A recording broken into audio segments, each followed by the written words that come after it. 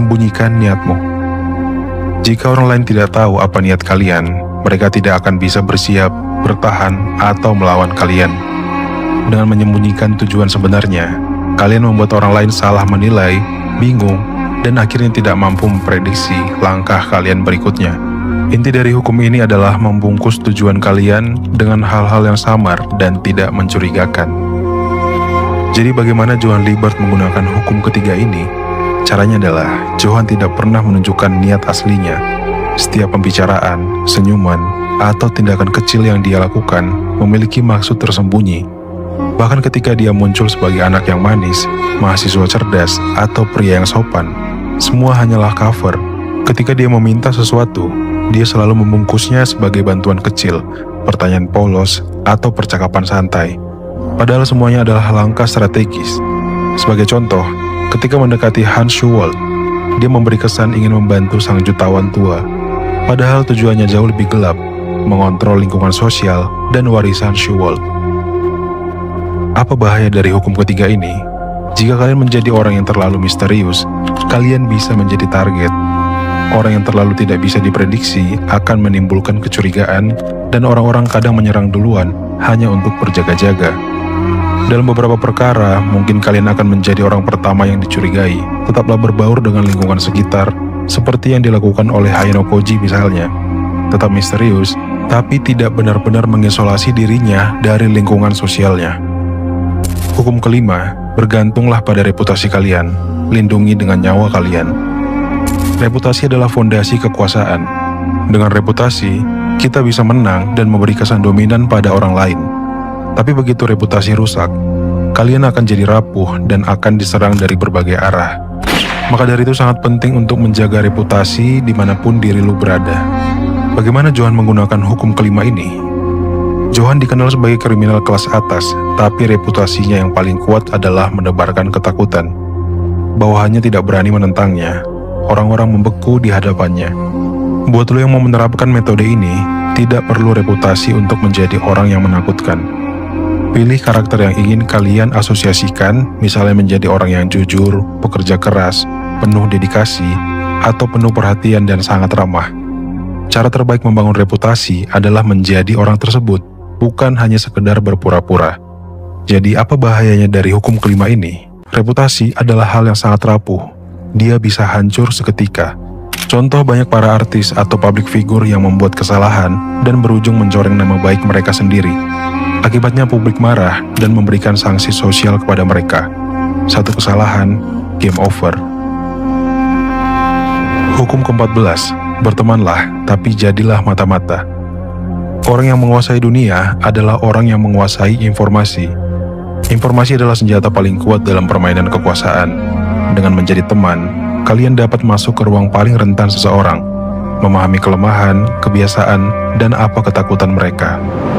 Bagaimana Johann Liebert menggunakan hukum ke-14 ini? Johann adalah the perfect spy. Dia adalah sahabat bagi anak-anak yatim, mahasiswa pendiam yang tidak mencurigakan, dan menjadi orang kepercayaan Hans Schuwald. Dengan berpura-pura menjadi pendengar dan teman, dia mendapatkan semua informasi yang dia butuhkan. Masa lalu seseorang, trauma, rahasia keluarga, bahkan kebiasaan paling kecil sekalipun. Informasi inilah yang kemudian dia gunakan untuk mengontrol atau menghancurkan mereka. Apa bahaya dari hukum ke-14 ini?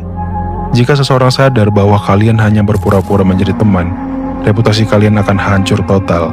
Sekali ketahuan memata-matai, kalian tidak akan dipercaya lagi oleh siapapun.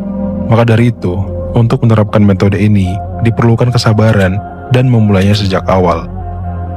Ini adalah permainan jangka panjang. Pada tahap awal, orang lain mungkin sadar kalau kalian hanya mau memanfaatkan mereka. Tapi kalau kalian tetap konsisten, maka kecurigaan mereka perlahan akan menghilang seiring berjalannya waktu. Hukum ke-17, pelihara aura ketidakpastian. Manusia adalah makhluk yang memiliki pola kebiasaan dalam berbagai aspek. Manusia mendambakan tindakan orang lain yang familiar dan mudah ditebak. Ketika kalian bisa ditebak, mereka merasa memiliki kendali atas diri kalian. Mari kita balikan keadaan, bersikaplah sengaja tidak terduga. Perilaku yang tidak bisa ditebak akan membuat mereka kelelahan mencoba memahami gerakan kalian. Jika dibawa ke hal yang ekstrim, Strategi ini bisa mengintimidasi dan menakutkan. Diperlukan kesadaran tingkat tinggi untuk memilih respon apa yang akan kalian keluarkan dalam setiap situasi. Misalnya, orang-orang telah melihat kalian sebagai satu tipe orang yang sama selama bertahun-tahun. Contoh, kalian adalah orang yang pendiam dan jarang tampil di depan umum. Lalu kalian berubah total, kalian mulai berani tampil di depan umum, menjadi pembicara atau moderator di berbagai acara. Apa reaksi orang sekitar? Mungkin mereka akan menganggap bahwa kita telah banyak berubah, dan secara tidak langsung, mereka merasa punya senjata untuk menyerang reputasi kalian. Mungkin mereka akan berkata bahwa citra yang kalian tampilkan sekarang adalah palsu, karena mereka mengenal diri kalian yang lama. Jika perubahan kalian positif, itu membuat mereka insecure, karena mereka tidak mau berubah. Ada juga orang yang percaya kepribadian tidak bisa berubah, sehingga mereka menyebutmu berpura-pura. Bagaimana Johan menggunakan hukum ke-17 ini? Johan selalu tidak terduga. Perilakunya sangat tenang, tapi tindakannya brutal. Dia terlihat dermawan, tapi melakukan pembantaian. Dia bisa berteman dengan orang tua, membangun imajinasi damai, lalu membakar dan menghancurkan mereka. Ketika dia menyamar menjadi Nina, itu sangat mengganggu. Setiap tindakan Johan berbeda, tidak ada pola, dan itulah yang membuat dia menjadi begitu menakutkan. Apa bahaya dari hukum ke-17 ini? Di dunia kerja, kalian harus menggunakan hukum ini dengan skala kecil. Jika tidak, kalian akan terlihat aneh dan mungkin dianggap mau cari muka. Gunakan ketidakpastian positif, bukan negatif. Contoh sederhana, setiap minggu, ungkapkan satu fakta menarik tentang diri kalian ke rekan kerja. Hal itu mungkin akan menyebar secara alami. Seperti kita tahu, bagi kalian yang sudah bekerja, bahkan dinding di ruangan kantor pun bisa berbicara. Maka, mengungkapkan prestasi diri lo ke satu orang, itu sudah cukup, dan biarkan cerita itu menyebar ke orang lain secara perlahan. Bahaya lain dari hukum ke-17 ini adalah serangan terhadap reputasi kalian. Orang-orang insecure di sekitar kalian akan mengatakan bahwa kalian berpura-pura karena mereka tidak mampu untuk berubah. Bahkan mungkin mereka akan menjegal langkah kalian untuk bergerak maju. Maka dari itu, penting untuk meraih kesuksesan kecil secara berkelanjutan.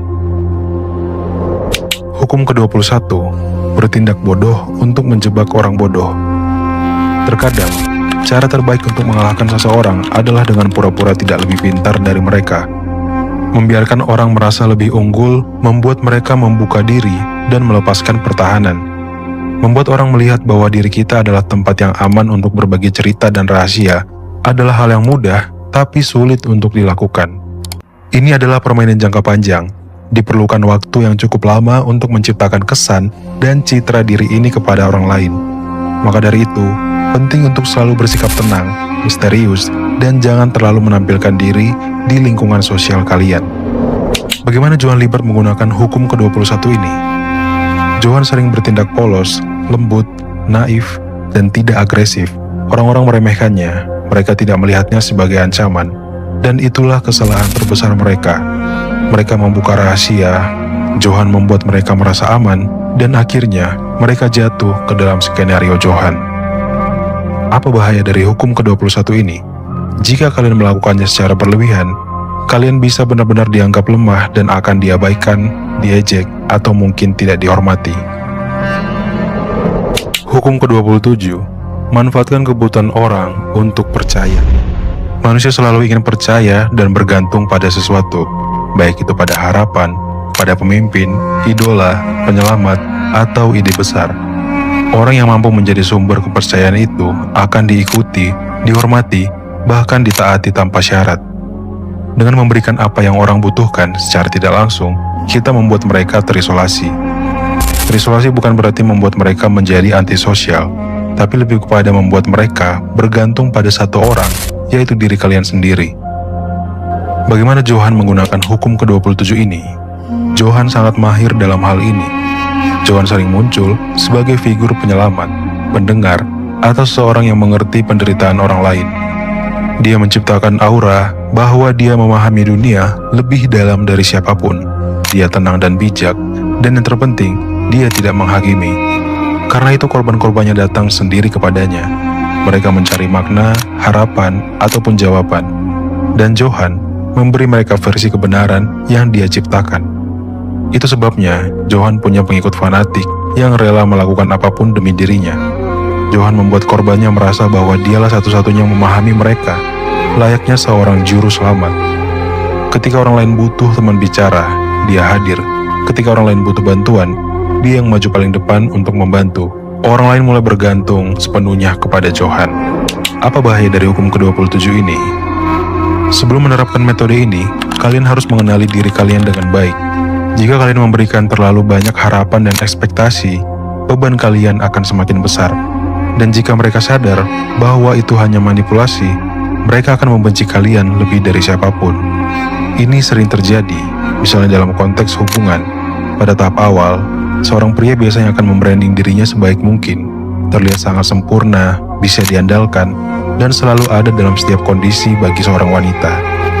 Di beberapa kasus yang lebih parah, bahkan sampai ada yang berpura-pura memiliki profesi tertentu untuk memanipulasi wanita yang menjadi targetnya.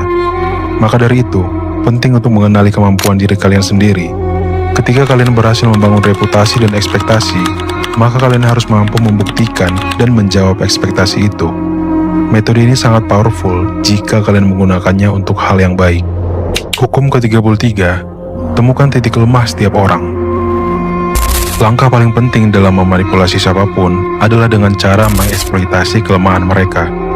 Ketika kalian mengetahui apa yang membuat seseorang takut, malu, sedih, hancur, atau terobsesi, kalian memiliki kendali penuh atas diri mereka.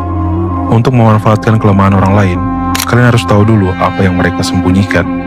Bagaimana cara Johan menggunakan hukum ke-33 ini?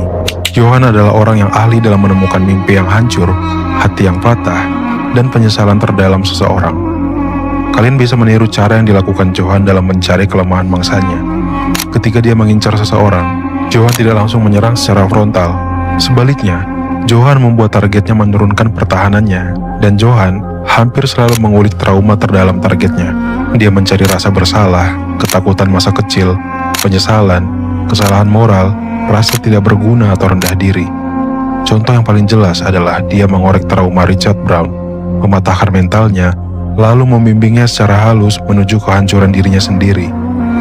Dia tidak menggunakan kekuatan fisik, tapi dia menggunakan psikologi untuk menghancurkan semua lawannya. Johan memakai kelemahan targetnya sebagai bahan obrolan. Dia menggali kelemahan itu dan menunjukkan simpati yang dalam terhadap kelemahan targetnya. Dia membuat targetnya merasa bahwa Johan juga memiliki kelemahan dan trauma yang sama. Dari situ, Johan menunjukkan bagaimana cara dia mengatasi kelemahan yang serupa dan memberikan contoh nyata untuk mengatasi kelemahan itu. Dalam kehidupan nyata, cara ini bisa dilakukan. Misalnya, teman kalian yang kurang pintar dalam berbagai pelajaran dan kesulitan untuk memahami materi yang diajarkan. Tapi kalau kalian pintar dan unggul dalam berbagai mata pelajaran, kalian bisa mengatakan kalau kalian juga mengalami kesulitan yang sama, lalu beritahu mereka kalau kalian telah mengatasi hal itu dan mendapatkan nilai yang bagus di semua mata pelajaran. Mereka yang mendengar cerita kalian mungkin akan menunjukkan ekspresi kagum, tapi di dalam hati mereka, yakinlah bahwa mereka merasa iri dengan pencapaian kalian. Akhirnya, secara naluri, mereka akan mencari kenyamanan dan saran dari orang yang mereka anggap superior, yaitu kalian sendiri. Apa bahaya dari hukum ke-33 ini? Jika kalian salah menilai titik lemah seseorang dan terlalu terburu-buru menyimpulkan kelemahan seseorang, kalian hanya akan terlihat seperti ingin memanfaatkan dan membuat orang lain bergantung pada kalian. Akibatnya bukan membuat orang lain bergantung, tapi malah membuat diri kalian menjadi orang yang dijauhi. Maka dari itu, gunakan metode ini untuk menciptakan kebaikan bersama, entah itu di dalam lingkungan kelompok sekolah, kampus, atau mungkin dalam lingkungan kerja kalian. Gunakan metode ini untuk mengejar pencapaian tim secara kolektif, bukan untuk keuntungan pribadi kalian. Orang-orang akan dengan cepat dan mudah menyadari niat kalian yang terkesan hanya ingin memanfaatkan mereka. Hukum ke-34, bersikap layaknya raja jika ingin diperlakukan seperti raja. Kalian mungkin sering mendengar istilah, jangan menilai buku hanya dari sampulnya. Tapi ternyata, dunia bekerja sebaliknya. Pepatah bisa ada justru sebagai upaya untuk melawan cara dunia bekerja yang kita tahu salah, tapi seolah kita tidak memiliki kemampuan untuk membendungnya. Semua orang mudah menghakimi berdasarkan tampilan. Cara kalian membawa diri menentukan bagaimana orang memperlakukan kalian. Jika kalian tampak murah, orang akan merendahkan kalian. Tapi jika kalian menghargai diri kalian sendiri dan percaya akan kekuatan kalian, orang lain akan memperlakukan kalian layaknya seseorang yang memang pantas dihormati. Hormati diri kalian dan jangan biarkan orang lain merendahkan kalian. Jika orang lain tetap merendahkan kalian, satu-satunya bahasa yang mereka mengerti mungkin adalah lewat kekerasan fisik atau mungkin lewat tindakan hukum. Bagaimana Johan menggunakan hukum ke-34 ini? Bagi seorang manipulator seperti Johan, ini adalah kesempatan emas. Caranya berjalan, berbicara, dan menatap sudah cukup untuk membuat para targetnya merasakan aura yang dia miliki. Kalian bisa melihat kepercayaan dirinya, keyakinannya bahwa dia tidak bisa disentuh. Kepercayaan diri itu tidak jatuh dari langit. Kepercayaan diri itu dibangun. Johan tidak menyamar sebagai orang yang terpandang dan berada. Dia hanya tampil sebagai seorang yang menarik.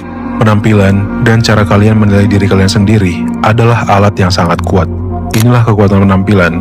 Penampilan mampu membentuk opini sebelum kalian berbicara. Maka sebelum menerapkan metode apapun, mulailah dengan memperbaiki penampilan diri kalian sendiri. Apa bahaya dari hukum ke-34? Bahaya satu-satunya adalah salah mengartikan hukum ini. Ini bukan berarti bertindak seperti kalian lebih baik dari semua orang, tapi menghormati diri kalian sendiri. Saat kalian menghormati diri kalian, orang lain juga akan menghormati kalian. Hukum ke-39, aduklah air untuk menangkap ikan. Kemarahan dan emosi itu adalah hal yang kontraproduktif secara strategis. Kalian harus bisa tetap tenang dan objektif. Namun jika kalian bisa membuat musuh kalian marah, sementara kalian tetap tenang, kalian akan mendapatkan keuntungan yang besar. Buatlah mereka kehilangan keseimbangan, cari celah dalam ego mereka yang bisa kalian sentuh sehingga mereka marah. Dan kalian akhirnya akan memegang kendali atas diri mereka. Intinya adalah menggunakan logika, bukan perasaan. Karena dengan logika, kalian bisa menjatuhkan musuh sambil tetap tenang. Kesalahpahaman besar tentang hukum ini adalah anggapan bahwa kalian harus mematikan emosi mereka sepenuhnya. Itu adalah hal yang tidak benar. Emosi akan selalu ada. Yang penting adalah merasakannya, tapi tetap mengendalikannya. Ketika kalian berhasil membuat seseorang marah, mereka bisa saja membocorkan informasi yang mustahil kalian dapatkan jika kalian tidak memancingnya untuk marah. Inilah kenapa hukum ini sangat penting. Ini adalah hukum untuk mendapatkan informasi. Bagaimana Johan menggunakan hukum ke-39 ini? Dalam salah satu adegan terbaik di anime Monster, Johan bertemu dengan Richard Brown. Sepanjang percakapan, Johan terus menggoyangkan air. Dia menanyakan soal anak yang Richard bunuh saat dia mabuk saat bertugas. Dia mengungkit pelanggaran hukum yang pernah Richard lakukan.